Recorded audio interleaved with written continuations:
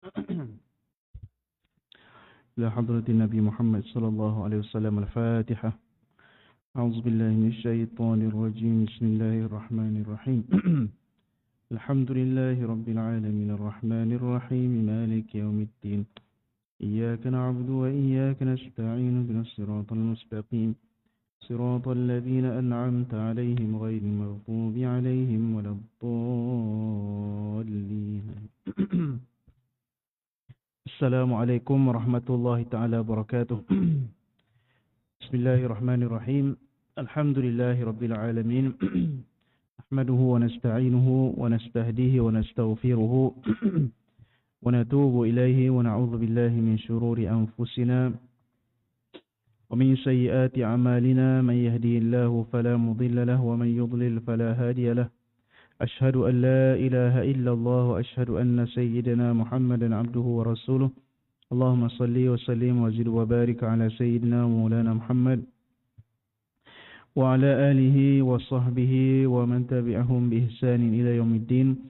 رب اشرح لنا صدورنا ويسر لنا أمورنا واحلل عقدة من ألسنتنا يفقه أقوالنا. اللهم أخرجنا من ظلمات الوهم وأكرمنا بنور الفهم وافتح علينا بمعرفة العلم وسهل أخلاقنا بالحلم واجعلنا ممن يستمعون القول فيتبعون أحسنه. آمين يا رب العالمين. Yang saya muliakan Tuan Imam, para ahli jawatan kuasa, muslimin dan muslimat, tuan-tuan dan puan-puan, mudah-mudahan kita semua dirahmati oleh Allah Subhanahu wa taala. Alhamdulillah, syukur kita panjatkan kepada Allah Subhanahu Wa Taala kerana pada malam yang mulia ini kita masih lagi diberi kesempatan untuk hadir dalam sebuah majlis ilmu yang dihadiri oleh para malaikat, yang didoakan oleh makhluk-makhluk di muka bumi ini, sehingga ikan-ikan di lautan mendoakan keampunan bagi orang yang hadir dalam majlis ilmu. Walaupun kita hadir mungkin tak faham ke, ataupun kita hadir dalam keadaan kita tidak betul-betul nak hadir sebenarnya, sekadar tupai-tupai, tapi alhamdulillah Allah Subhanahu Taala janjikan orang yang hadir dalam majlis ilmu ini akan dimuliakan oleh Allah Subhanahu Wa Taala. Kita sambung lagi pembacaan dalam kitab Asas Aqidah Islam karangan Ustaz Abdul Aziz Omar. Kita telah sampai pada muka surat 8 dah. Sifat yang keempat, hayah, iaitu Allah hidup. Jadi tuan-tuan semua, kita masih lagi membicarakan berkaitan dengan sifat-sifat bagi Allah. Sifat bagi Allah yang kita sebutkan banyak, dan kalau mengikut cara yang disusun oleh para ulama, maka sifat-sifat bagi Allah itu untuk peringkat asas ni 20. Dan 20 itu ada sifat nafsiyah, iaitu sifat wujud. Sifat salbiyah, qidam, baqa, mukhalafatu lil hawadis, qiyamu binafsihi wadaniyah. Kemudian sifat ma'ani, iaitu qudrat, iradat, ilmu, hayat, sama', basar, kalam. Kita sampai pada sifat Allah yang dalam sifat ma'ani, iaitu sifat hayah, iaitu Allah SWT hidup.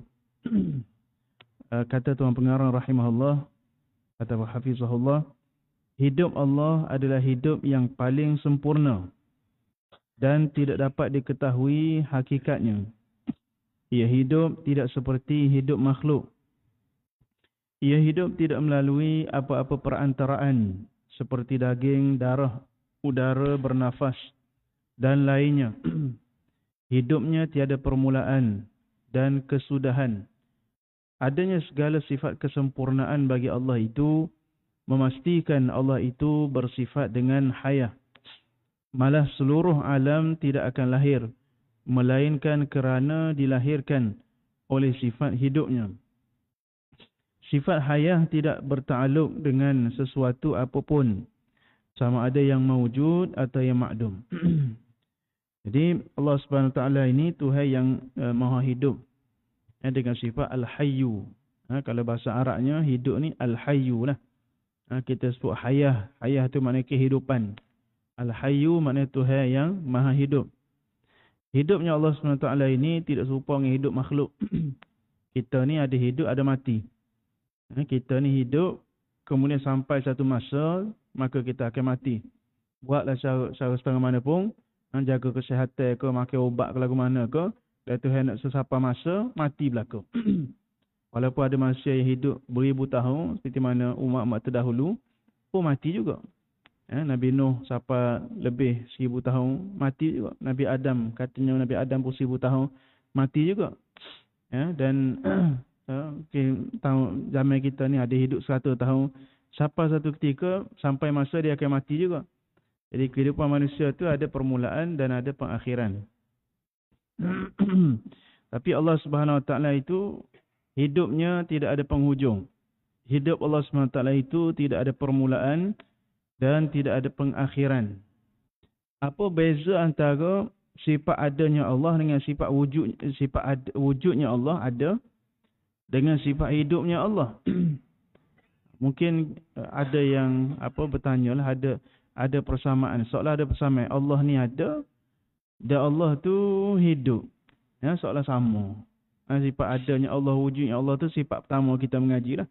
Allah itu wujud. Kemudian kita sebut Allah itu hidup. Jadi jawapan dia ialah wujud tidak semestinya hidup. Wujud boleh jadi dia wujud tapi mati. Seperti mana kita ni ataupun manusia ni, kalau dia mati dia masih wujud. Wujud ni kalau ada jasad dia tu dia wujud lah. Wujud ni mana ada jasad dia tu. Maka bila adanya jasad dia tu, dia dikira wujud walaupun roh dia tak ada dah. Walaupun roh dia telah bercerai daripada jasad, kita katakan dia ada. Tapi kalau roh keluar daripada jasad, kita kata dia mati. Dia tidak hidup. Maka boleh jadi sesuatu itu wujud tetapi mati. Jadi kita katakan bahawasanya Allah SWT itu bersifat dengan wujud. Dan wujud Allah itu tidak ada permulaan dan tidak ada pengakhiran. Begitu juga Allah SWT ini hidup. Dan hidupnya Allah SWT itu tidak ada permulaan dan tidak ada pengakhiran. Hidupnya Allah SWT itu juga tidak bergantung, disebut tadi, bergantung kepada apa-apa alat, apa-apa perantaraan. Kita ni hidup, nak kena ada jantung, nak kena ada macam-macam lah. Nak kena ada paru-paru, nak kena ada buah pinggir, apa lagi. Tak ada belaka tu, tak cukup lengkap belaka tu, matilah kita. Buah pinggir sebelah boleh hidup lagi. Hilai dua-dua belah, mati juga. Paru-paru, kalau paru-paru sakit, mati juga. Jantung, kalau jantung sumbat, mati juga. Kita hidup ada sebab. Allah Ta'ala jadikan sebab untuk kita hidup. Dan Allah Ta'ala juga boleh hidupkan sesuatu tanpa sebab. Tapi Allah Ta'ala jadikan manusia ni hidup tu ada sebab. Tapi Allah Subhanahu Wa Taala hidup tanpa ada apa-apa perantaraan. Allah Ta'ala hidup dengan begitu. Dengan cara yang hanya Allah Subhanahu Wa Taala sahaja tahu. Kita ni makhluk hidup dengan kita sebutlah cara-cara lah. Dan kita pun mati. Itu dia sebut tadi. Bahawasanya hidupnya Allah itu tidak sama dengan hidupnya makhluk. Kemudian adanya segala sifat kesempurnaan bagi Allah itu memastikan Allah itu bersifat dengan hayah. Ini kata para ulama adalah kerja bagi sifat hidup. Dia sebut ta'aluk. Ta'aluk bagi sifat hidup ialah tashih. Maknanya sifat hidup ini memastikan Allah Subhanahu Taala itu bersifat dengan sifat-sifat yang lain. Kerana tidak dinamakan seorang itu bersifat dengan sifat-sifat yang lain. Yang lain itu mana? Qudrah, iradah, ilmu, sama', basar. Tidak dinamakan sesuatu ataupun Allah SWT itu bersifat dengan qudrah, iradah, sama', basar. Melainkan dia kena hidup. Buat kita lah. Kita kalau mati tidak berkuasa, tidak mendengar, tidak melihat, tidak berilmu, tidak berkehendak. Semua tu syarat dia kena hidup. Maka begitu juga bagi Allah Subhanahu Wa Taala. Para ulama sebut sifat hidup Allah Subhanahu Wa Taala ni memastikan Allah Subhanahu Wa Taala memiliki sifat-sifat yang lain. Itu ditulis tu. Sifat kesempurnaan bagi Allah itu memastikan Allah itu bersifat dengan hayah. Semua sifat kesempurnaan ini memastikan Allah Ta'ala itu bersifat dengan hayah. Kerana tidak mungkin sesuatu yang berkuasa itu tidak bersifat dengan sifat hidup. Kita nampak alam ini comel, teratur, molek. Sehari dua ni tak turun hujan, turun juga sikit-sikit. Bermakna Tuhan ni sedang mengurus atur urusan alam ini dengan sifat Al-Qayyum. Al-Qayyum ni satu cabang daripada sifat kudratnya Allah, kuasanya Allah. Kuasanya Allah itu tidak akan berlaku sekiranya Allah SWT itu mati. Mestilah Allah SWT itu bersifat dengan sifat hidup. Dan dia adalah, tuan-tuan, kalau kita baca buku-buku falsafah orang barat ni, ada orang barat kata Friedrich Nietzsche daripada Jerman. Dia kata the God is dead. Tuhan tu mati. Sebab itulah berlaku peperangan, sebab itulah berlaku sekarang ni kocak-kacir dalam dunia. Sebab apa? Sebab Tuhan tu mati. Itu pahaman dia lah. Pahaman dia, walaupun pahaman dia pun ramai di kalangan orang Islam ni terpengaruh juga. Jadi kafir ramai tu apa terpengaruh dengan ni lah. Dengan falsafah-falsafah hak salah, hak mana menyesatkan ni. Yang dia bagi contoh, dia kata contoh umat Islam sekarang ni ditindas apa semua. Umat Islam, umat yang kecil, mana kebenaran agama. Kita nak sebut ni pun takut-takut jadi terpengaruh juga. Jadi dia pengaruhi pemikiran anak-anak muda kita ni dengan bagi kekeliruan. Dia kata, umat Islam nak di Palestin pun ditindas apa semua. Mana Tuhanmu? Sudah kalau tanya gitu. Jadi Tuhanmu ni hidup ke tak hidup? Tuhanmu ni ada ke tak ada? Jadi kalau orang tu tak mengaji sifat 20, kalau tak mengaji sifat bagi Allah, dia pun ragu-ragulah. Time mengaji budak-budak mula, betul dah Tuhan tu ada. Tapi lah ni nampak cara dunia lah ni, geopolitiknya apa semua. Nampak, tak stabil ni orang Islam ni, betul ke Tuhan dia ada? Jadi dia diracuni pemikiran dia tu dengan fahaman yang salah. Tapi tidak ada dalam Quran yang mengatakan Allah SWT itu mati. Itu hanyalah kita kata racun. Racun pemikiran orang yang tak percaya pada Tuhan ni, maka dia buatlah macam-macam dakwaan. Itu namanya dakwaan. Dakwaan yang tidak ada bukti. Kenapa? Kerana tidak bermakna alam ini, umat Islam itu kalah, bermakna Tuhan tak ada. Apa bukti dia? Dia kena ada bukti. Apa bukti alam ini yang kita kata memang politik ni dia akan berubah. Sementara umat Islam itu benar, sementara umat Islam kalah. Apa bukti umat Islam kalah itu menandakan Tuhan itu mati? Jadi dia pun tak ada bukti. Kadang-kadang orang yang mengeliru ke orang ni, dia guna kekeliruan tapi dia tak ambil bukti, dia saja nak keliru. Kalau kita ni, toh-toh mana kita ni ngaji mari masjid pun tak apa nak mari, ataupun kita semaya pun tak cukup. Kalau kita dengar tu, jala juga. Tak ada yang mau kata ni. Padahal dia tu tak ambil bukti pun. Hanya nak keliru ke kita. Kita tak mari ngaji sifat 20 ke kita lah. Hak tak ngaji sifat tak mari masjid ni, dia akan keliru. Akhir sekali, ramai di kalangan anak muda kita murtad. Kerana faham itulah. Sebab tu kita tarik balik, kita kata Allah SWT itu bersifat dengan maha hidup. Allah SWT tidak pernah mati. Hidupnya Allah SWT itu tidak ada penghujung. Apa saja yang berlaku dalam alam ini, itu ada hikmah yang Allah Ta'ala nak tunjuk. Bukan kerana Allah SWT itu mati dan sebagainya. Baik.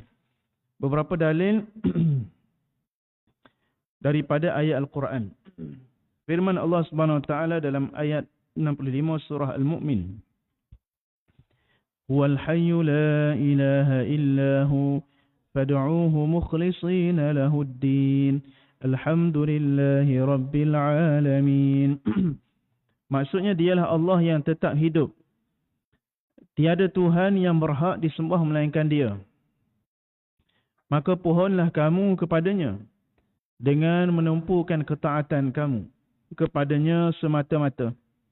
Segala puji tertentu bagi Tuhan yang memelihara dan mentadbirkan sekalian alam. Jadi dialah Allah yang Al-Hayyu. Al-Hayyu. La ilaha illahu. Tiada Tuhan melainkan dia. Fad'uhu. Bila kamu tahu Tuhan itu hidup, maka berdoalah kepada dia. Mintalah pada dia. Kita ni biasa minta dengan makhluk. Makhluk tidak boleh memberi manfaat, tidak boleh memberi mudarat. Yang hanya boleh memberi manfaat mudarat itu Allah. Tapi kita keyakinan kita terhadap Allah SWT itu hidup, mungkin tak apa. Tak siapa kita rasa kita nak minta semua benda tu hanya kepada Allah. Boleh jadi Kerana keyakinan kita tak kuat, maka kita minta dengan makhluk. Walaupun dalam hati kita percaya Allah Ta'ala itu hidup. Kemudian firman Allah yang seterusnya dalam surah Taha ayat 111. وَعَنَتِ الْوُجُوهُ لِلْحَيِّ الْقَيُّومِ.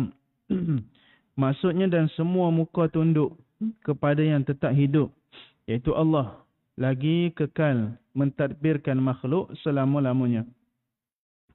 Wa'anatil wujuh, wa'ana tu maknanya tunduk. Tunduklah al-wujuh, muka-muka ni. Di hari akhirat nanti semuanya tunduk kepada Allah. Tak ada dah orang tak tunduk. Akhirat ni semua tunduk, kafir ke kafir ke fasik ke munafik ke, semua tunduk pada Allah. Semuanya takut pada Allah. Wa'anatil wujuh, semua muka-muka nanti akan tunduk pada Allah. Yang bersifat al-hayyul qayyum. Dialah yang hidup, dialah yang mengurus tadbir. Lafaz dalam Al-Quran disebut Al-Hayyul Qayyum ni hanya disebut 2 kali. Iaitu disebut dalam surah Taha ayat 111 ni, dan juga surah Al-Baqarah dalam ayat kursi. Allahu la ilaha illa huwal hayyul qayyum. Oleh kerana itu, sebagai para ulama kata, Allah SWT ni dia ada nama yang disebut Ismullahul Azam. Nama Allah yang paling besar sekali. Nama Allah yang paling besar sekali. Ma da'allahu bihi rajulun, tidak seorang itu berdoa dengan menggunakan nama Allah ini, melainkan akan dikabulkan doa dia. Ada setengah ulama kata nama Allah yang paling besar sekali ini Al-Hayyul Qayyum. Ada setengah kata nama dia Allah. Ada setengah kata Ar-Rahmanur Rahim. Cumanya bila begitu, maka ramai para ulama yang menyusun zikir-zikir dia, susun zikir dia ada nama Al-Hayyul Qayyum. Antaranya Al-Imam Abul Hasan Asy-Syazili. Dia karya nama wirid dia nama Hizib Bahar. Hizib Bahar. Dalam Hizib Bahar tu disebut wa'anatil wujuhu lil hayyul qayyum. Allahu la ilaha illa huwal hayyul qayyum. Maka para ulama kata dalam Hizib Bahar tu ada nama Allah yang besar. Siapa berdoa dengan Hizib Bahar tu, insya-Allah Allah Taala akan selamatkan dia. Ceritanya Al-Imam Abu Hasan Asy-Syazili dia karya wirid tu ketika mana atas kapal. Sebab tu nama Hizib Bahar. Bahar tu maknanya kapal. Maknanya siapa baca atas kapal ni tak akan tenggelam, akan aman. Siapa membaca Hizib Bahar ni dia akan aman. Maka para ulama dia amal Hizib Bahar tu setiap petang. Kalau pondok-pondok kita ni amal setiap pagi. Kalau ngaji Yamil tu amal setiap petang Hizib Bahar. Dari itu ada nama Allah Al-Hayyul Qayyum. Dialah Allah yang hidup. Dialah Allah yang mentadbir seluruh alam ini. Baik, kemudian firman Allah SWT dalam surah Al-Furqan, وَتَوَكَّلْ عَلَى الْحَيِّ الَّذِي لَا يَمُوتُ. Maksudnya berserahlah kepada Allah Maha hidup, Allah yang tidak mati. Jadi kalau kita berserah diri pada yang mati, maka kita akan kecewa. Kerana kalau kita berpegang pada yang mati ni, walaupun dia hidup lagi, tapi kita pegang dengan dia. Kalau dia mati, kita kecewa. Tapi kalau kita berpegang kepada Allah yang hidup dan tidak mati, maka kalau mati pun orang sekeliling kita, yang rapat dengan kita ke, yang dialah satu-satunya orang yang tolong kita ke, dialah satu-satunya orang yang paling kita kasih, paling kita cintai ke, kalau kita pegang dengan dia, kerana kita melebihkan cinta pada dia pada cinta pada Allah, kalau dia tak ada, maka kita akan kecewa. Kita akan rasa lemah. Tapi kalau kita bertawakal kepada Allah yang hidup, yang tidak mati, hidup selama-lamanya, maka kita akan tidak kecewa dan kita di akhirat nanti akan bersama dengan Allah Subhanahu Wa Taala. Firman Allah Subhanahu Wa Taala lagi dalam surah Al-Mulk, Allahu alladhi khalaqal mauta wal hayata liyabluwakum ayyukum ahsanu amala. Maksudnya dialah yang menjadikan mati dan hidup untuk menguji kamu, siapakah yang lebih baik amalannya. Ini walaupun ayat ni tak berkait dengan Tuhan Al-Hayyu tu, Tuhan hidup tu. Cuma dia berkait dengan hidup mati. Jadi hidup mati itu adalah makhluk bagi Allah. Allah menjadikan hidup sebagai makhluk dia, dan Allah menjadikan mati sebagai makhluk dia. Di akhirat nanti Allah SWT akan gambarkan mati itu sebagai seekor kambing. kambing. Dan Allah Ta'ala sembelih kambing tu. Sembelih dia mati ni sebenarnya ya, kita tak boleh gambar lah orang mati. Mati tu sifat bagi orang tu.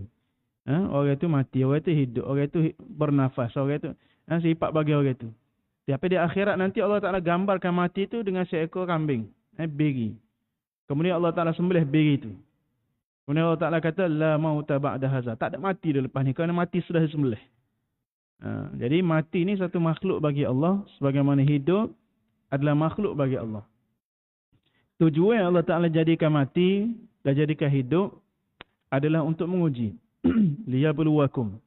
Ya, menguji ayyukum di antara kamu ni ahsanu amala. Manakah yang lebih baik amalan dia?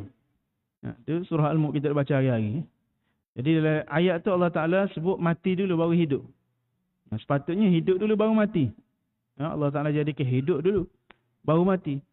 Tapi Allah Ta'ala sebut mati dulu. Allazi khalaqal mauta wal hayata. Sebab apa? Sebab apa Allah Ta'ala sebut mati dulu baru hidup? Kerana kata para ulama, hidup ni matlamatnya mati. Hidup ni matlamatnya mati. Cumanya mati tu kita nak mati lagu mana? Kita nak mati lagu mana? Kalau kita jadikan matlamat kita mati dengan husnul khatimah, maka hidup kita dengan husnul khatimah. Husnul, kalau kita kata khatimah, husnul bidayah. Khatimah tu mana penghujung. Kalau kita nak mati atau penghujung cara baik, maka kita akan bermula cara baik. Tapi kalau kita letak penghujung kita tu, tak tahu. Aku tak tahu nak mati lagu mana. Aku pun tak tahu amalan aku lagu mana. Tak tahu. Kalau tak tahu, mana hidup kita pun tak tahu juga. Kalau kita keliru nak mati ni lagu mana, maka hidup kita pun tu keliru juga. Mana kita mentah buat baik, mentah buat jahat, keliru sebab dia tak tahu nak mati baik ke nak mati cara tak baik.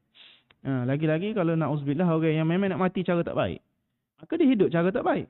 Na'uzubillah. Sebab tu Allah Ta'ala kata allazi khalaqal mauta wal hayah. Allah lah yang menjadikan mati dan hidup untuk menguji kamu. Mu nak mati lagu mana? Kalau mu letak mati cara baik, maka Allah SWT jadikan kita ni mati cara baik. Ada setengah orang dia nak mati dalam hari yang terbaik, waktu yang terbaik, tempat yang terbaik, sifat dia yang terbaik, dalam keadaan yang terbaik, semua yang terbaik, pakaian yang terbaik, semua yang terbaik. Lepas tu kadang-kadang setengah orang soleh dia mati hari Jumaat, mati depan Kaabah, mati tengah sujud, mati contoh mana Lailatul Qadar, mati pula waktu apa lagi? Waktu yang mustajab doa. Jadi mati itu mati yang terbaik. Jadi bila kita mati yang terbaik, maka kita berjaya dalam hidup. Berjaya dalam hidup kita. Tapi na'uzubillah sebaliknya. Cuma walaupun kita mungkin secara zahir, setengah orang nampak mati dia tak cara baik, kemalangan dan sebagainya, ada cara Allah SWT nak pelakukan dia. Sebab ulama Nabi kata al-mabtunu syahid. Contoh Allah kata yang Nabi sebut orang yang sakit dengan sakit dalam badan ni mati syahid. Sebab tu orang berkata orang yang sakit jatuh, orang yang mati kerana sakit dalam badan ni soal belaka lah sakit dalam badan ni. Orang sakit dalam badan belaka. Wal ghariqu syahid. Nabi kata orang yang lemah, mati lemah pun mati syahid. Orang apa lagi. Jadi Nabi sebut banyak orang-orang mati syahid. Jadi orang mati syahid ni mati comel belaka. Sehingga mabtun tu saya gurau berkata kalau dia accident kena di perut dia. Termasuk mati syahid juga. Walaupun kita nampak sudahlah mati accident. Maknanya mati tak comel. Sebenarnya comel juga. Kerana Tuhan ni nak comel belaka bagi kita. Walaupun dia mati cara tu. Jadi kita minta lah. Kerana tak ada orang kita sebut minggu lepas. Wa ma tadri nafsum madza taksibu ghada wa ma tadri nafsum bi ayyi ardin tamut. Tidak ada seorang yang tahu apa yang dia buat esok. Tidak ada seorang yang pun tahu di mana dia mati. Tapi kita kena minta dengan Allah SWT. Allahumma khtim lana bi husnil khatimah. Ya Allah, matikan aku dengan kematian yang baik. Baik. Kemudian kita masuk pada sifat sama' basar, mendengar, melihat.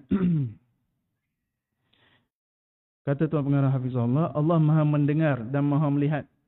Tiada sesuatu yang luput dari pendengarannya. Walau bagaimanapun perlahan dan halus. Dan tiada sesuatu yang terlepas dari penglihatannya.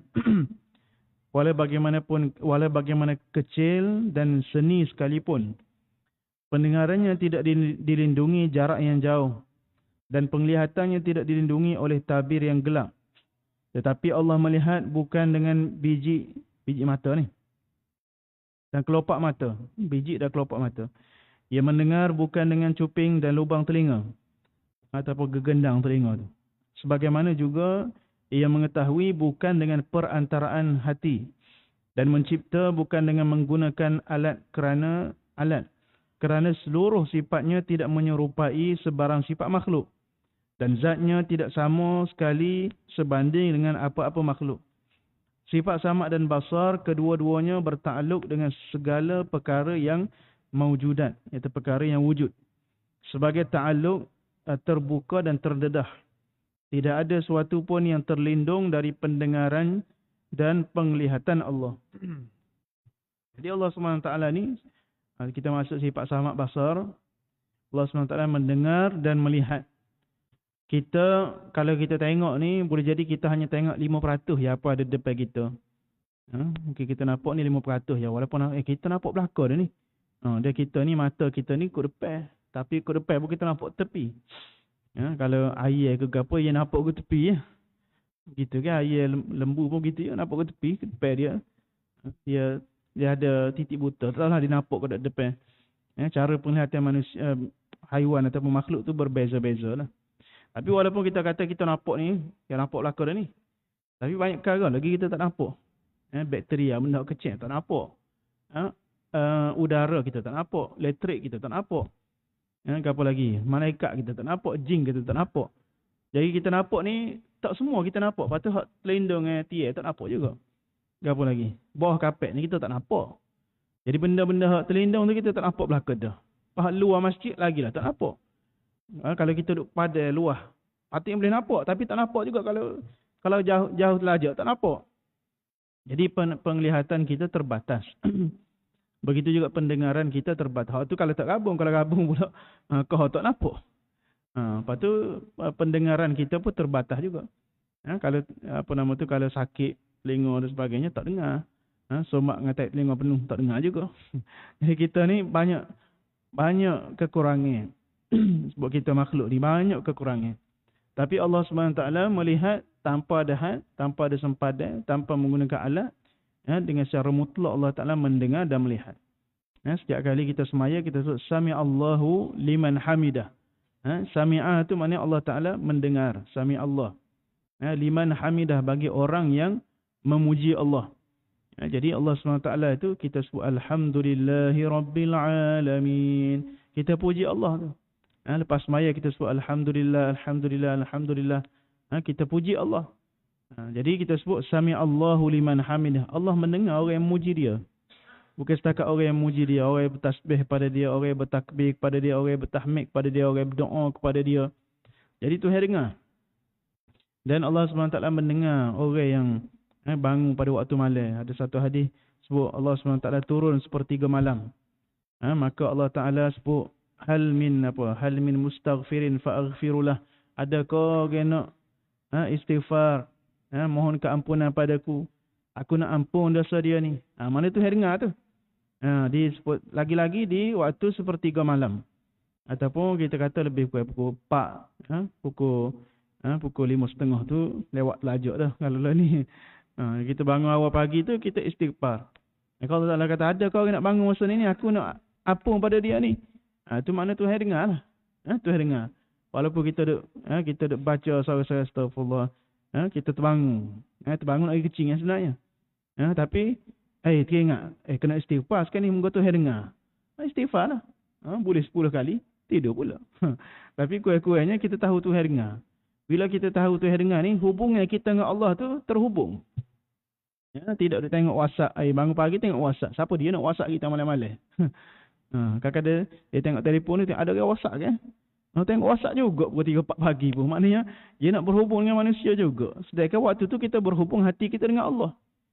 Jadi bangun waktu malam tu jangan berhubung dengan tandas ya. Kita berhubung dengan tandas ya. Mana tidur balik pakai tidur, berhubung nak sambung mimpi sedap tadi. Ada gejala di landeng jatuhnya. Rasa nak mimpi pula. Jadi teringat dah kita hubungan kita dengan Allah. Bangun sekurang-kurangnya kalau boleh lagi semaya 2 rakaat. Jadi kerana kita tahu Allah SWT Maha mendengar, Dia Maha melihat. Walaupun kita duduk sorang-sorang dalam bilik, tempat yang gelap, bini kita tak tahu, adik-beradik kita tak tahu, anak-anak kita tak tahu, hanya Allah SWT sahaja yang tahu. Kerana Allah Ta'ala Maha mendengar, Maha melihat. Maka itulah waktu yang kita gunakan untuk kita bermunajat kepada Allah. Beberapa dalil daripada ayat Al-Quran. Firman Allah Subhanahu Wa Ta'ala dalam surah Al-Mujadilah atau surah Al-Mujadalah. قد سمع الله قول التي تجادلك في زوجها وتشتكي إلى الله والله يسمع تحاوركما إن الله سميع بصير. Maksudnya sesungguhnya Allah mendengar perkataan perempuan yang bersoal jawab denganmu wahai Muhammad mengenai suaminya sambil ia berdoa dan ia mengadu kepada Allah mengenai perkara yang menyusahkannya. Sedangkan Allah sedia mengetahui perbincangan kamu berdua. Kerana sesungguhnya Allah Maha mendengar lagi Maha melihat. Ada seorang perempuan, aku tak ingat nama dia. Itu sebab nuzul surah Al-Mujadalah. Mari bertemu dengan Rasulullah. Dia mengadu berkaitan dengan suami dia. Tak silap ambo kerana suami dia menziharkan dia. Maka dia mengadu pada Rasulullah. Bahasanya suami dia tu kata belakangmu ni serupa dengan belakang mak aku. Belakangmu serupa dengan belakang mak aku. Jadi dia mengadu pada Rasulullah SAW. Maka Allah SWT turunkan ayat ni untuk menjelaskan hukum berkaitan dengan zihar. Maka Allah Ta'ala kata Allah telah mendengar ucapan perempuan yang bercakap dengan kamu, wahai Rasulullah. Jadi itu tanda Allah SWT mendengar. Jadi dalam Quran Allah Ta'ala gunakan perkataan mendengar ni dengan perkataan sami'a. Qad sami'a Allah qawla allati tujadiluka fi zawjiha. Kemudian Allah Ta'ala sebut lagi wallahu yasma'u. Kalau sami'a tu fi'il madhi, kata kerja yang lepas, past tense. Wallahu yasma'u itu kata fi'il mudhari', kata kerja untuk present tense. Wallahu yasma'u tahawurakuma. Maknanya Allah Ta'ala mendengar. Telah mendengar, sedang mendengar.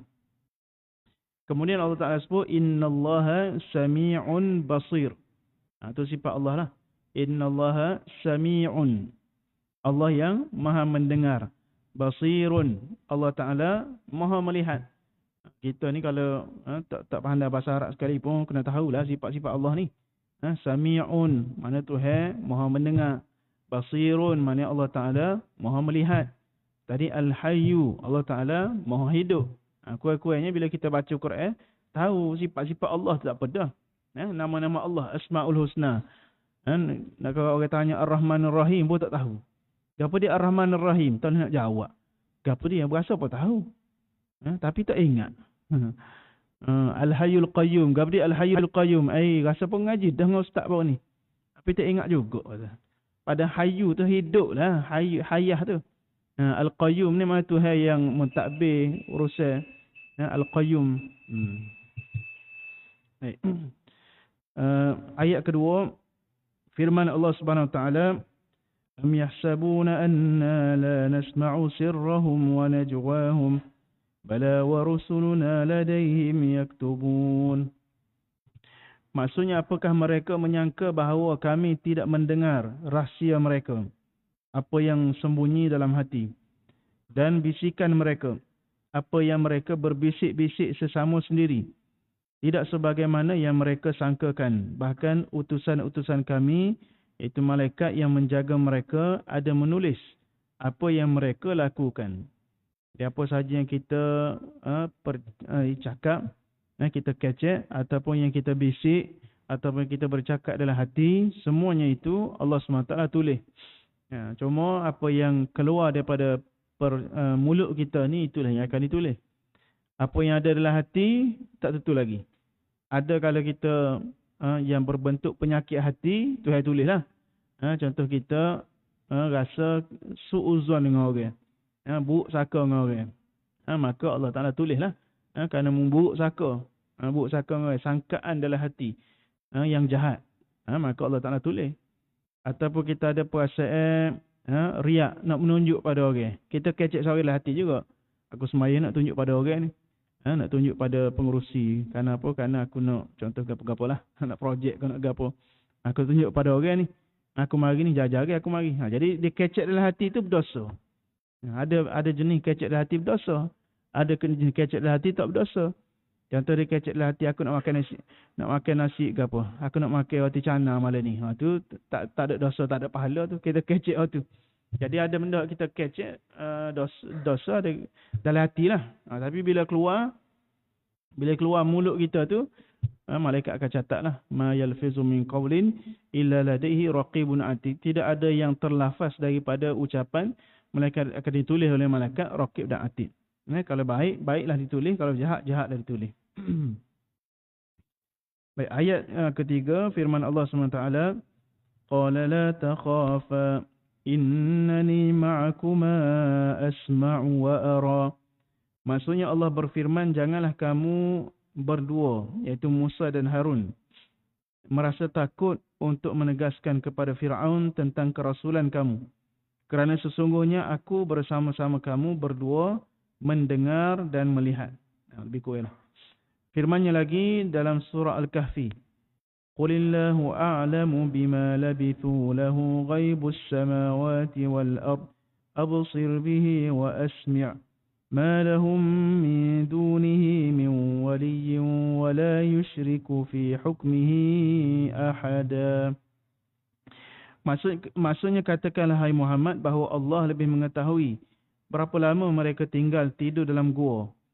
Baginya, iaitu Allah, perkara-perkara gaib di langit dan di bumi. Terang sungguh penglihatannya dan jelas sungguh pendengarannya terhadap segala-galanya. Tidak ada bagi penduduk langit dan bumi pengurus selain daripadanya. Dan ia tidak menjadikan siapa-siapa pun masuk campur dalam hukumnya. Jadi itu semua ayat Quran yang menunjukkan bahawasanya Allah SWT itu Tuhan yang maha mendengar dan Tuhan yang maha melihat. Nanti kita akan sambung sifat yang terakhir, iaitu sifat kalam Allah. Sebelum kita masuk pada ta'aluk bagi sifat, kemudian barulah kita habis cara berkaitan sifat Allah, kita masuk bab nubuat, bab kenabian. Lelah juga nak habis kitab ni. Panjang. Bila kita pun jaga mari. Wallahu subhanahu wa ta'ala ala wa alam, sallallahu alaihi wasallam Muhammad wa ala alihi wasallam, alhamdulillahi rabbil alamin. Bismillahirrahmanirrahim. Alhamdulillahi rabbil alamin, wassalatu wassalamu ala sayyidina Muhammadin wa ala alihi wa sahbihi ajma'in. Allahumma anfa'na bima 'allamtana wa 'allimna alladhi yanfa'una wa zidna 'ilman. Allahumma faqihna wa faqih lana wa qarabatin lana fi dinina. Wa sallallahu ala sayyidina Muhammadin wa ala alihi wa sahbihi wasallam. Alhamdulillahi rabbil alamin.